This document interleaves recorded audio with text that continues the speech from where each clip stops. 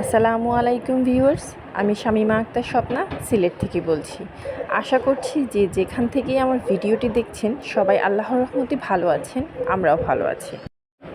চলে আসলাম অনেক দিন পর আমার ভয়েস ওভার দিয়ে নতুন একটা ভিডিও নিয়ে। ঈদের দিন আমার ড্রয়িং রুমের একটা কর্নার কিভাবে আমার মনের মতো করে সাজিয়েছি এটা শেয়ার করার জন্য এই ভিডিওটি নিয়ে আসছি। আশা করছি আপনাদের সবার পছন্দ হবে। যদি ভালো লেগে থাকে তাহলে অবশ্যই একটা লাইক, শেয়ার আর সাবস্ক্রাইব করতে ভুলবেন না। ঈদের কয়েকদিন আগেই আমি আমার ড্রয়িং রুমের পর্দাগুলো ধোয়ার জন্য দিয়ে দিয়েছি। তারপর এগুলো ধুয়ে পরিষ্কার হয়ে আসার পর আমি ঈদের 2 দিন আগে এগুলো লাগিয়ে নিয়েছি। আর ওই দিনই আমি আমার রুমটা সাজিয়ে নিয়েছি, কারণ ঈদের আগের দিন অনেক কাজ থাকে, অন্যান্য রান্নাবান্নারও কাজ থাকে। ওই দিন আর ঝামেলা থাকবে, আমি ওই দিন আমার ড্রয়িং রুমটা আমি সাজাতে পারবো না। এই জন্য আমি 2 দিন আগেই ওই রুমটায় হাত দিয়েছি যেন ওই রুমটা আমি শেষ করে তারপর অন্য রুমে আমি আসতে পারি। আর ওই দিন আমি আমার পর্দাগুলো প্রথমে লাগিয়ে নিয়েছি, তারপর আমার কার্পেটে বিছিয়ে আমার সোফাগুলো ওই দিক থেকে ওই দিকে নিয়ে এসেছি। ওই দিক আমার সম্পূর্ণ খালি ছিল, ওই দিকে আমি অন্যরকম একটা ডেকোরেশন করেছি, ওইটা আমি পরে দেখাবো। তারপর ওইখানে আমি সোফাগুলো নিয়ে সোফার গদিগুলো বিছিয়ে দিয়েছি। গদিগুলো এতদিন বিছানো ছিল না, সব পরিষ্কার করে রাখা ছিল শুধু।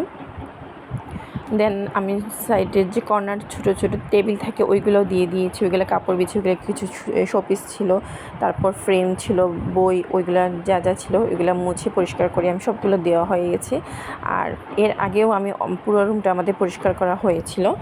তারপর আমি জিনিসপত্র যা আছে আসবাবপত্র সেগুলো আমি দিয়ে দিয়েছি।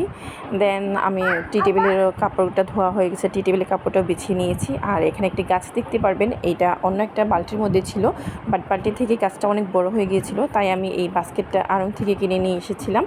বাস্কেট বা ফুলের টোপ যেটাই বলতে পারেন। তারপর এটাতে আমি ট্রান্সফার করে দিয়েছি। তারপর আমি গাছগুলো দিয়ে দিয়েছি। আরও কয়েকটা গাছ ছিল, আর আমি গাছ খুব বেশি পছন্দ করি। ঘরের ভিতরে আমার গাছ থাকতেই হবে, না হলে হয় না।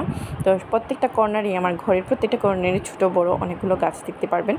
আমি সব জায়গায় গাছ রাখার চেষ্টা করি।